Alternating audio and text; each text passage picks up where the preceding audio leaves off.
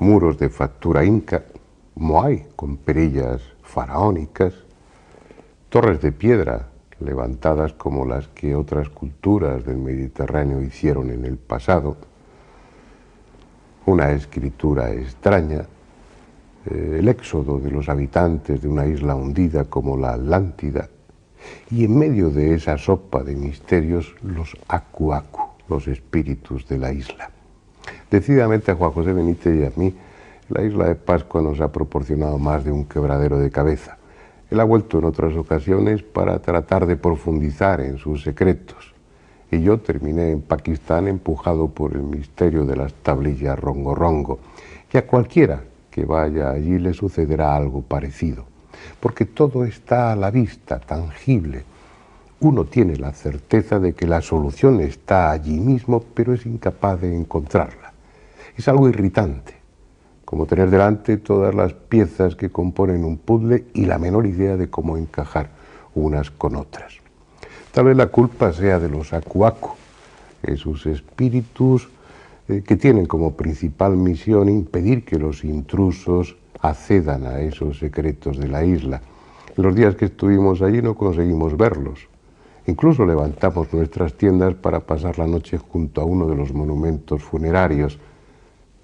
Sin embargo, ni aún así quedaron al alcance de nuestra vista. A pesar de todo, en la isla nadie duda de su existencia, así que tal vez ustedes tengan más suerte y en alguno de los planos que allí rodamos descubran la presencia de uno de esos enigmáticos seres. ¿Quién sabe? Todo es posible.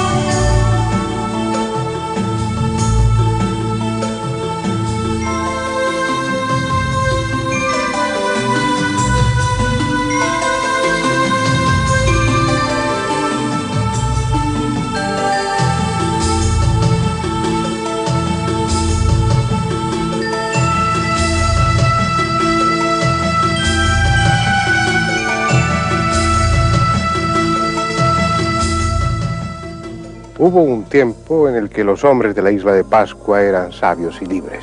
Sin más medios que sus manos y herramientas de piedra, dejaron tales pruebas de su ingenio que los hombres de hoy recorremos medio mundo para contemplarlas con asombro.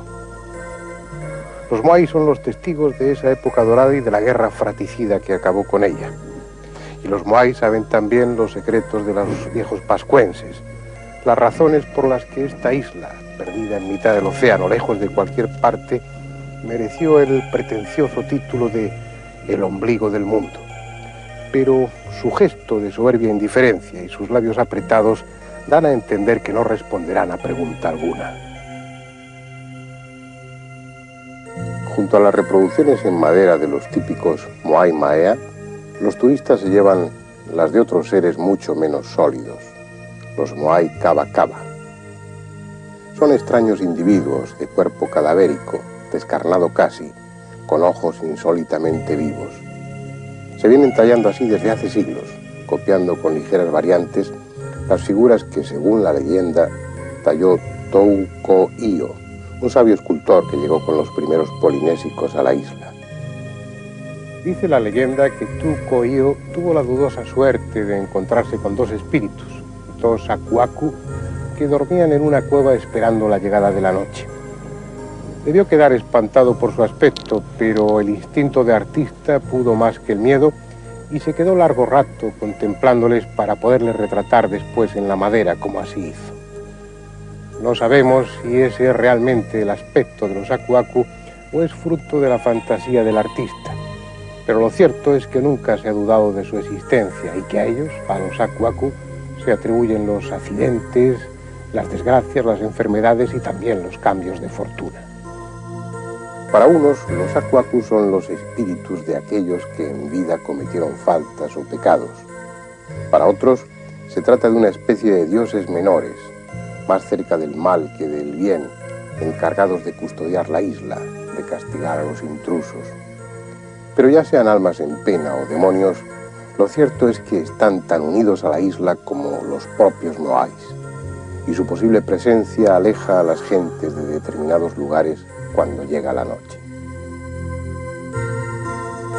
Como visitantes ocasionales de la isla no tenemos por qué temerles a los Aku-Aku, por lo menos a la maldición de esta isla respecto a los espíritus, a los Aku-Aku. Así que el equipo ha decidido plantar las tiendas al pie de los 7 Moais del Aju de Akibi, uno de los panteones más antiguos de esta zona. Además tenemos otra razón, una razón poderosa para instalarnos esta noche al pie de este Aju de Akibi.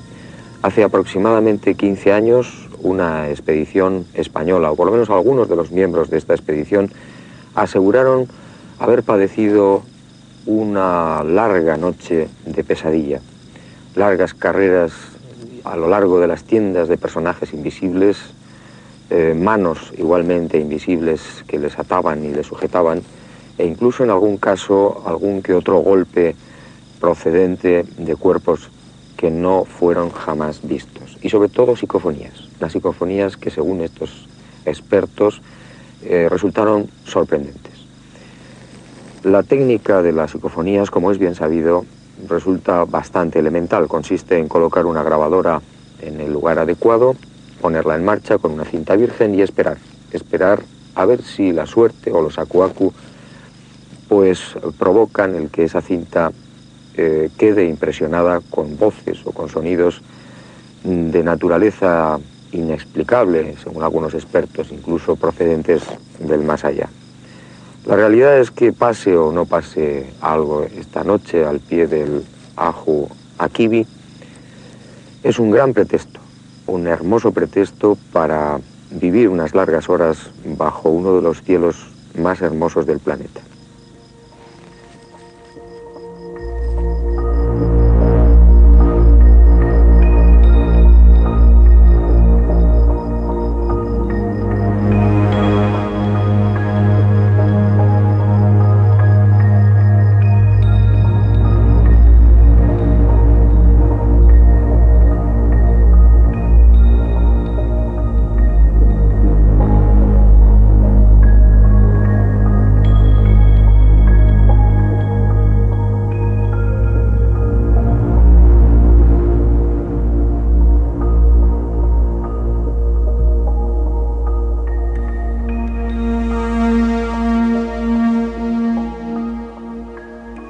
Esta noche no acudieron los Aku-Aku.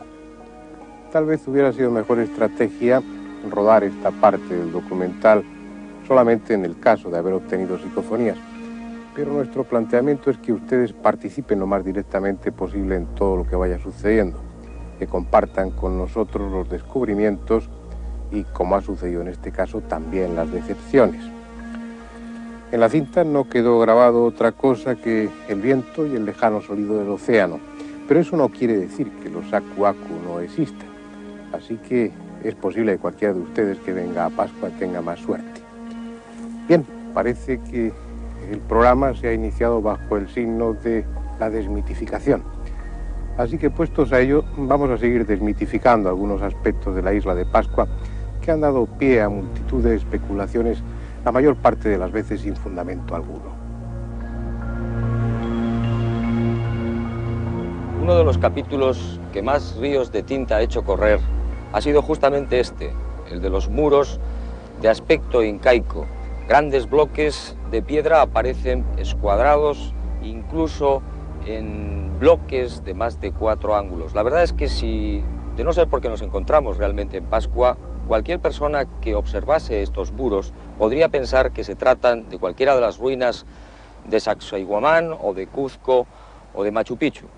Esto ha hecho también que muchos otros autores pensasen que los incas podían haber llegado hasta Pascua y que podrían ser los autores de estos ciclópeos muros. Pero realmente se puede decir que es así. Una de las personas que probablemente más sabe de estos muros pascuenses es el arqueólogo Edmundo Edwards. Lleva más de 30 años estudiando la isla.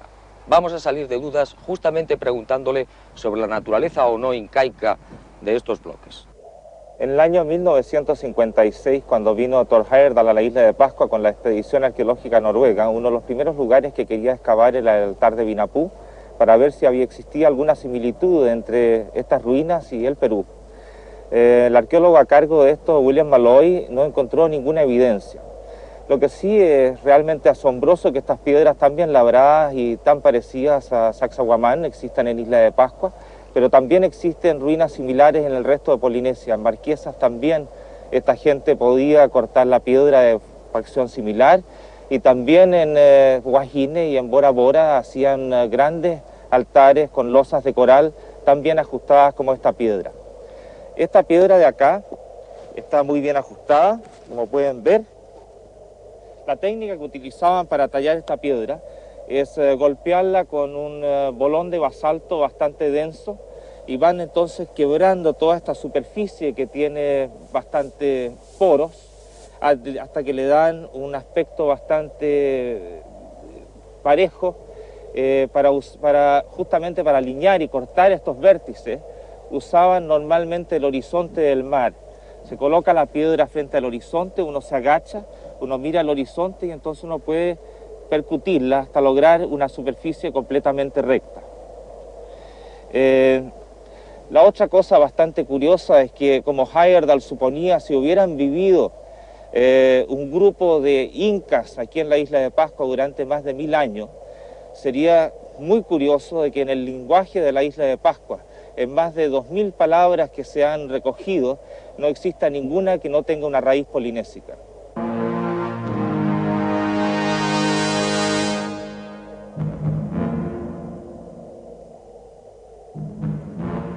Otra de las cuestiones que se maneja frecuentemente en los libros especulativos es la de una posible presencia egipcia en el pasado de la isla. Esa idea se basa en unos cuantos detalles. Por ejemplo, si ustedes recuerdan, en el otro programa de la serie dedicado a la isla de Pascua, les mostrábamos un moai en la cantera del Rano Raraku que tenía una barba, una especie de perilla faraónica. En realidad no es el único, hay otros más en la isla también dotados de esa perilla.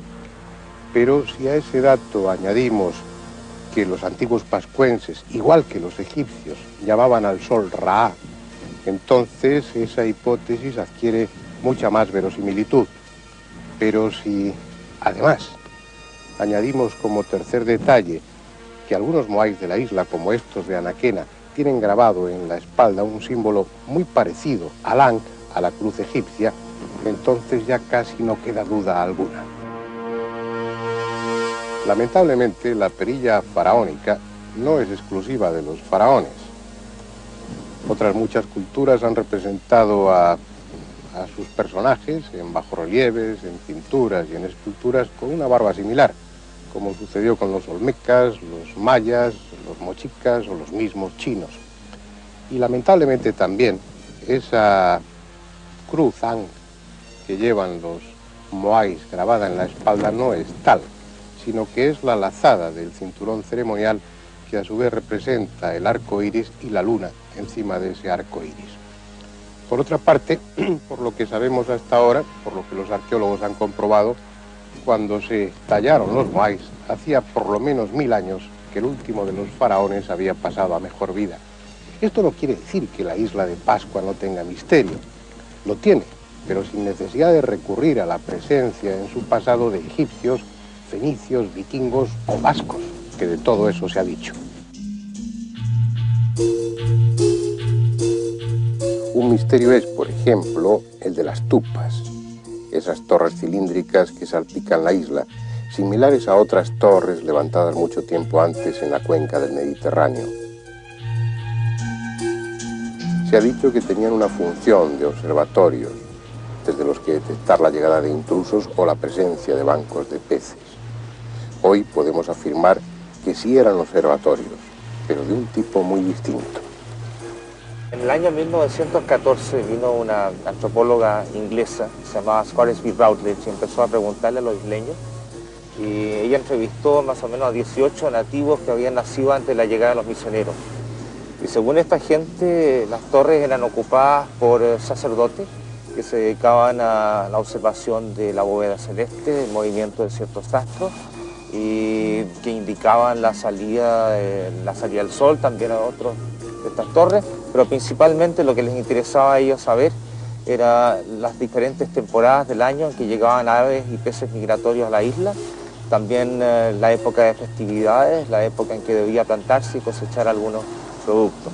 Después, cuando empezamos a realizar la prospección arqueológica con la Universidad de Chile, encontré bastante curioso de que había una serie de alineamientos entre las torres y además había unos torreones secundarios más pequeños, bastante bien hechos, que estaban en ciertas posiciones extrañas y que no servían ninguna función específica que se notara hacia primera vista. Entonces vine con un amigo mío que es un astrofísico que trabajó mucho tiempo para la NASA, que se llama Malcolm Clark, y Malcolm Clark sacó una computadora pequeña de bolsillo y empezó a hacer una serie de cálculos y me dijo, mira, me parece que estas torres indican la salida del sol y la puesta del sol durante el solsticio, el equinoccio, y también la salida de ciertas estrellas que eran importantes porque indicaban el principio de una festividad. Entonces empezamos a marcar todas las torres en un plano muy detallado y una vez que teníamos todas las torres levantadas, yo le mandé el plano, él hizo una serie de cálculos y después decidimos comprobarlas en el terreno. Entonces yo me vine y coloqué postes en las diferentes torres, me coloqué arriba de una torre de observación como esta. Y enseguida vimos que el día 21 de diciembre, el solsticio de verano, el sol salió exactamente detrás de una torre y la sombra del poste que yo había colocado llegó y pasó exactamente por el centro de la torre donde estaba parado. Y el misterio no reside en que tuvieran un calendario basado en la salida o la puesta del sol durante los solsticios, ni tampoco en que la luna o algunas constelaciones ejercieran determinada influencia sobre su sociedad, sobre su forma de vida. El misterio está en la alineación misma de las torres, porque señalan puntos astronómicos precisos. Y eso significa siglos, largos siglos de observaciones. Si la cultura de Pascua partió de cero, como se supone, necesitó de mucho tiempo para llegar a ese nivel de conocimiento astronómico que las torres implican. Es decir, o ellos lo aprendieron por su cuenta, lo que es tanto como darles una antigüedad mucho mayor de la que los arqueólogos suponen, o alguien se lo enseñó. Cuando los europeos llegaron aquí, todo estaba ya terminado y la época de oro de la isla de Pascua era tan solo un recuerdo. Las dataciones por el carbono 14 demuestran que hace 1100 años se levantaron monumentos, pero esto no quiere decir que esa u otra cultura no existiera desde mucho antes. Para alcanzar esta altura de conocimiento, de técnica y de creencias, un pueblo aislado necesita tener detrás muchos siglos de historia. Sabemos de la isla desde 1722, el año en el que fue descubierta. Pero hacía ya mucho tiempo que las guerras y el hambre habían terminado con la cultura que levantó los moais y edificó los observatorios. Los pascuenses que conoció Roggeveen al desembarcar no sabían prácticamente nada de esa época dorada. Conservaban algunos recuerdos fragmentados, leyendas, y seguían practicando algunas ceremonias viejas más por tradición que por conocer su auténtico significado. Y es precisamente una de esas antiguas ceremonias la que nos ha traído aquí, a la cima del volcán Rano Kau. Era donde se celebraba anualmente la elección, el nombramiento del Tangata Manu, el hombre pájaro. En muchas partes de la isla, pero sobre todo en las rocas del borde occidental del Rano Kau, hay petroglifos que representan a un extraño ser. Un pájaro con cuerpo humano, o si se prefiere, un hombre con cabeza de pájaro. Está en una rara postura, como si su actitud fuese de oración, y es frecuente que se encuentre enfrentado y aún unido a otro ser similar.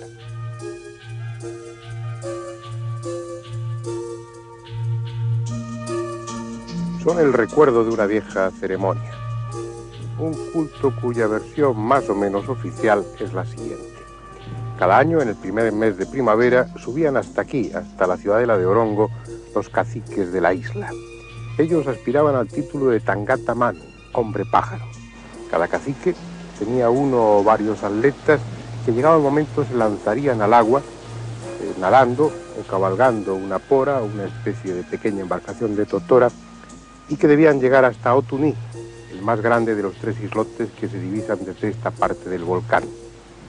Unos lo alcanzarían y otros morirían devorados por los tiburones.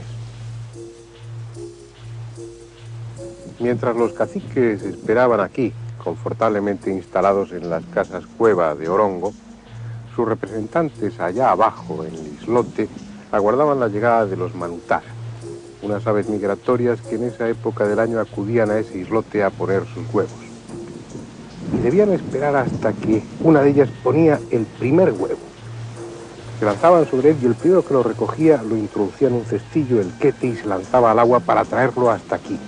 De esa manera conseguía para su jefe, para su cacique, los más altos honores durante todo ese año. Esa es la tradición, y más que una ceremonia religiosa, parece una estúpida competición deportiva en la que ni siquiera el ganador era el que se llevaba los honores, sino su jefe. Probablemente hay todo un simbolismo detrás que se ha perdido, un simbolismo que tiene que ver con la creación y con la renovación de vida que acompaña a la primavera, aunque algunos prefieren identificar al hombre pájaro con un astronauta y suponer que era un tripulante de los ovnis que en el pasado visitaron la isla de Pascua. Y puede que tengan un ápice de razón, porque la isla de Pascua, a pesar de su aislamiento, no es ajena a ese tipo de visitas.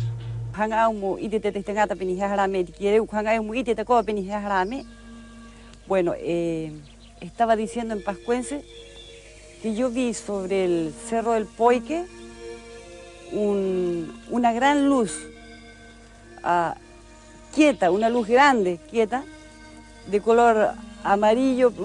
La luz era como una luz fuerte, tremendamente fuerte. Y esta luz la vio mi abuela, mi esposo, que estábamos recién casados, un sobrino menor. Bueno, sobre lo que vimos era una luz grande, inmensa sobre el Poique. Esto lo vimos como a las 2 o 3 de la mañana. Y sentíamos, cuando estábamos mirando la luz, sentimos como millones de zumbidos de avispas, de un ruido muy penetrante que nos molestaba en los oídos. Entonces miré hacia el mar y había una inmensa luz que era muy fosforescente.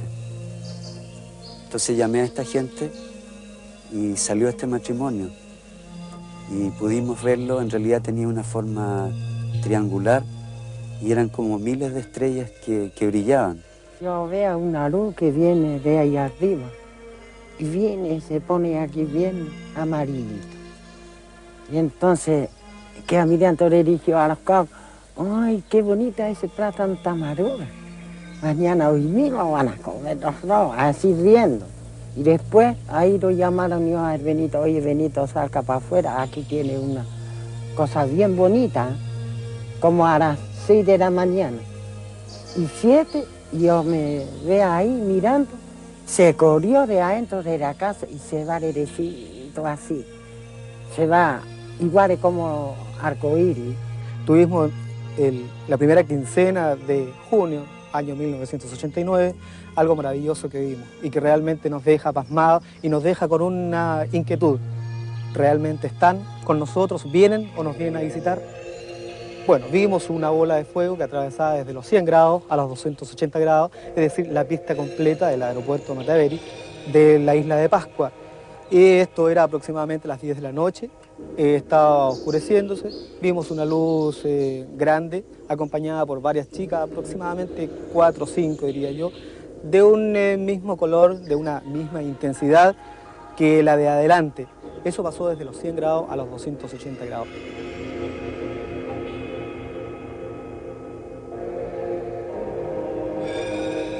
Dicen que la isla de Pascua está llena de túneles. Incluso hay autores poco cuerdos que en sus libros afirman que algunos de esos túneles unen la isla de Pascua con el continente americano. Y túneles hay, pero no tan largos y profundos. Como corresponde a una isla volcánica, los gases buscando su salida o la lava abrieron túneles, huecos y a veces amplios recintos subterráneos que los habitantes del pasado de la isla de Pascua utilizaron para diferentes fines. Unas sirvieron como alojamiento, otras como almacén y algunas, como esta, se utilizaron como tumba. Vamos a verla.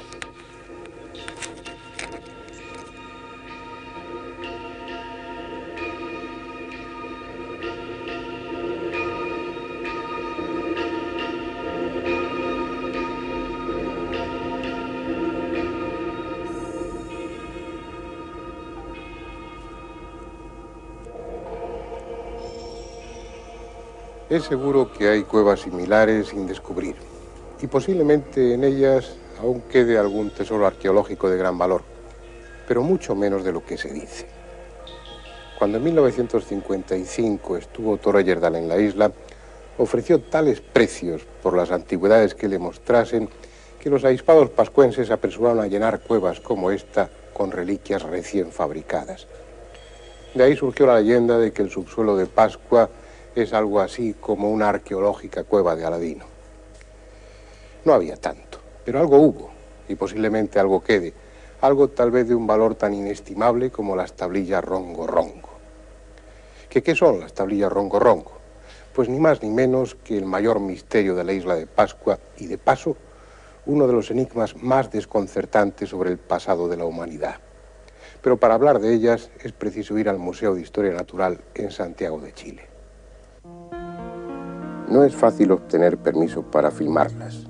La luz de los focos o la simple manipulación se consideran agresiones que pueden dañarlas. Y hay razón para tantos cuidados, porque solo quedan 24 repartidas por los museos, desde Leningrado a Washington, pasando por Roma, Londres o Berlín, y las 3 que se guardan celosamente en Santiago de Chile. Sobre la madera pulida, dibujadas, grabadas, hay menudas y estilizadas figuras. Se trata de escritura, de ideogramas que aún no han sido descifrados. Hombres, animales, plantas y elementos abstractos parecen combinarse en una extraña danza, componiendo el más hermoso ballet, el que da forma a los pensamientos y a los afectos, la escritura. Y esas tablillas, ellas solas, hacen de la isla de Pascua el lugar más desconcertante y enigmático del planeta. La escritura surge como una necesidad de comunicación. ¿Para qué la querían aquí, en un pequeño lugar aislado del resto del mundo?